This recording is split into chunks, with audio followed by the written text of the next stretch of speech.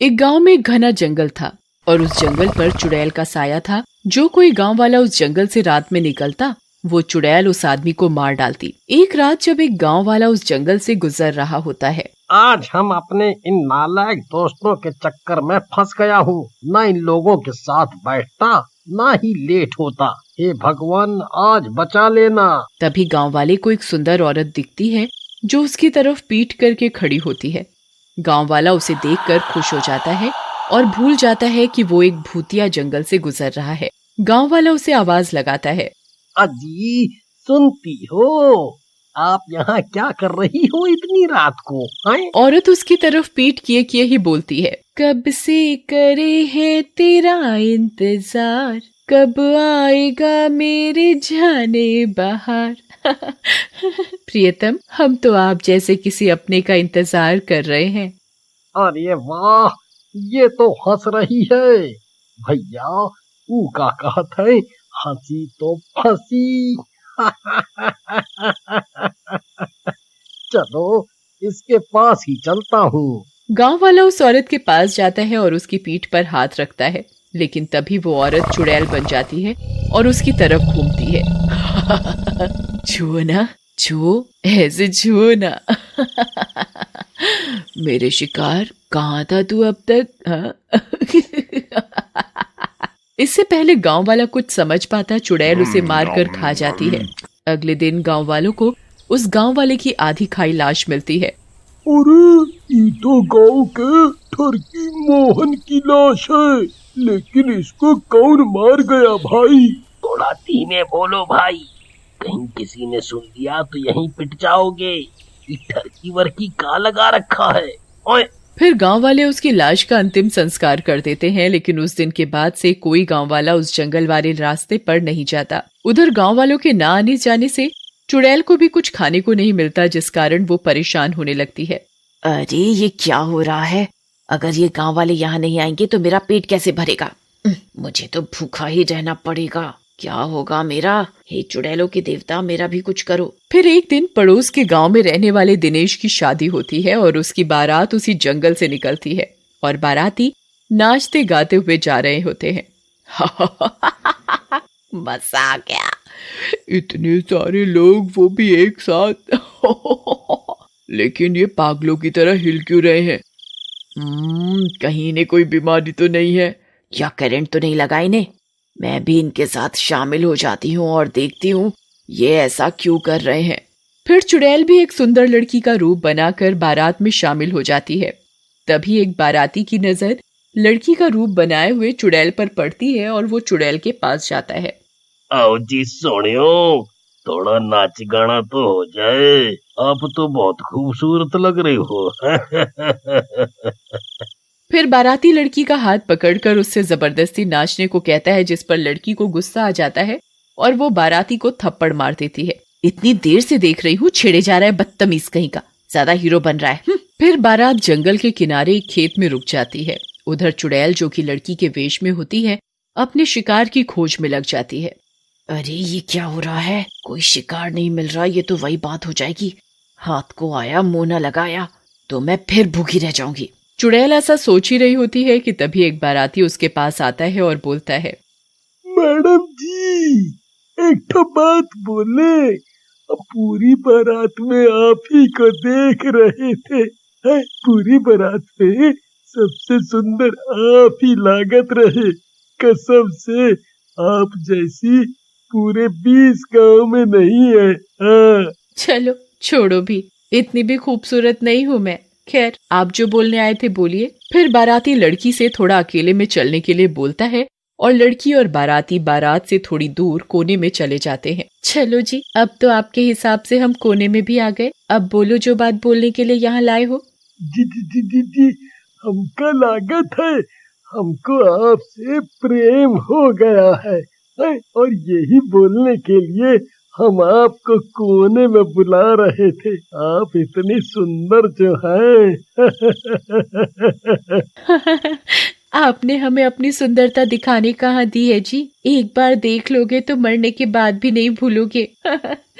ऐसा कहकर वो लड़की चुड़ैल बन जाती है और चुड़ैल को देखते ही बाराती डर जाता है अरे अरे मर गया रे, अरे ये तो चुड़ैल है भैया, बचाओ बचाओ, अरे मम्मी बचा लो।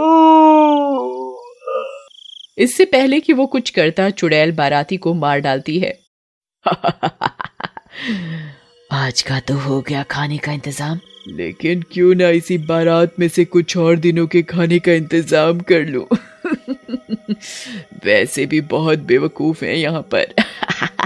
फिर चुड़ैल वापस बारात में शामिल हो जाती है और फिर कई सारे बारातियों को फंसाकर जंगल में ले जाकर मार डालती है। उधर कई सारे बाराती एकदम से कम हो जाने पर बारातियों को शक हो जाता है और दूल्हे का बाप रमेश बोलता है, अरे ये क्या हो रहा है? दूल्हे का फूफा और चाचा दोनों गायब हैं। कहाँ चले गए दोनों?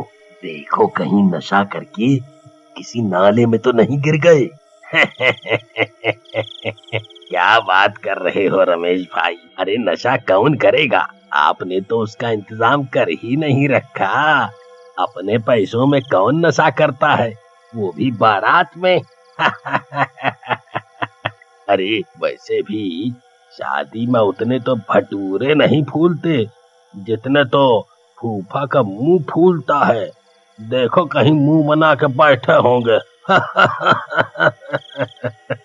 बाराती की बात सुनकर बाकी बाराती भी हंसने लगते हैं, जिस पर रमेश को गुस्सा आ जाता है। बस जब देखो दांत दिखाने का मौका चाहिए। अरे भाई पीने का प्रबंध करते तो सिर्फ आधे लोग ही पहुँचते बारात में। लड़की वालों के घर जाकर ढूंढो उन्हें, कहाँ गए? बस लड़की वाले आने वाले हैं, उन दोनों की जरूरत पड़ेगी यहाँ पर। और बाकी बारातियों को भी ढूंढ लो, जंगल का मामला है। फिर बारात वाले रमेश को गुस्से में देखकर गुम हुए बारातियों की खोज में निकल जाते हैं।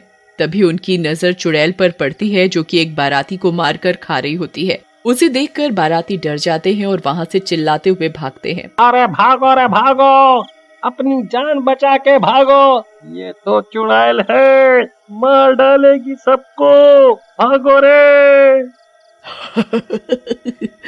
तुम सब ने मुझे देख ही लिया, अब तुम्हारी इस बारात को मुझसे कौन बचाएगा? उधर बारातियों की ऐसी चीखें सुनकर बाकी बाराती भी घबरा जाते हैं और रमेश के पास आते हैं। अरे रमेश भैया, ये कहाँ फंसा दिए हम सबको? दहेज तुम्हें मिलेगा, लड़की तुम्हारे बेटे को मिलेगी, मौत हमें। बहुत नाइंसाफी है ये, कुछ करो भैया, कुछ करो।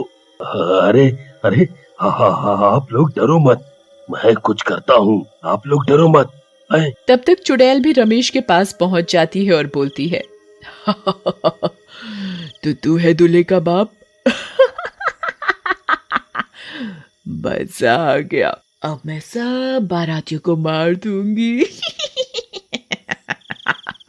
नहीं, ऐसा मत करो चुड़ैल जी, आप मेरी जान ले लो, लेकिन बाकी बारातियों को जाने दो। अब यहाँ से कोई नहीं जा सकता, लेकिन जो तू इतना रो रहा है तो मैं सबकी जान एक साथ नहीं लूंगी। एक एक कर रोज तुझे एक बाराती भेजना होगा मेरी भूख मिटाने को। और मैं जमानत के लिए तेरे दूल्हे बेटे को लेकर जा रही हूँ। ऐसा कहकर चुड़ैल दूल्हे को लेकर वहां से चली जाती है। तब तक बारातियों की चीख पुकार सुनकर लड़की वाले भी वहीं आ जाते हैं और रमेश को रोता देखकर उसके पास जाते हैं और रमेश लड़की वालों को पूरी बात बताता है, जिसे सुनकर मुन्ना, जो कि दूल्हे का साला होता है, बोलता है, इस चुड़ैल की इतनी हिम्मत, हमारे जीजा जी को उठा करके ले जाए, मैं इसकी ऐसी की तैसी कर दूंगा। ऐसा कहकर मुन्ना वहाँ से चला जाता है और थोड़ी देर में एक साधु बाबा के साथ आता है, जिसे देखकर रमेश बोलता है, अरे मुन्ना बेटा, ये किसे पकड़ कर लाए हो? ये किसी काम के हैं? ये क्या करेंगे? बच्चा, न तीर न तलवार, साधु करे मंत्रों से वार। बेटा, जो करेंगे हम ही करेंगे, तुम तो बस यहाँ बैठो। फिर साधु मुन्ना के साथ जंगल की ओर चल पड़ता है। साधु को आता देखकर चुड़ैल दूल्हे से बोलती है, तेरा बाप बहुत चालू है भाई, मरने के लिए पहले ही एक्सपायरी डेट का माल भेज रहा है। चुड़ैल को देखकर साधु बोलता है, छोड़ दे दूल्हे को चुड़ैल, और यहाँ से चली जा, नहीं तो मैं तुझे इस कमंडल में बंद कर दूंगा। क्या बंद करेगा बुड्ढे? मुझे लगता है तुझसे ही शुरुआत करनी पड़ेगी। ऐसा कहकर चुड़ैल साधु की तरफ बढ़ती है, लेकिन साधु अपने हाथ से भभूत निकालकर चुड़ैल के ऊपर छिड़क देते हैं और चुड़ैल धुआं बनकर उनके कमंडल में चली जाती है। बूढ़े, ये तूने क्या कर दिया? मैं धुआं क्यों बन रही हूँ? छोड़ दे मुझे, छोड़। उधर मुन्ना भी अपने जीजाजी को छुड़ा लेता है। अब तुम लोग यहाँ से चले जाओ, मैंने चुड़ैल को कैद कर दिया है।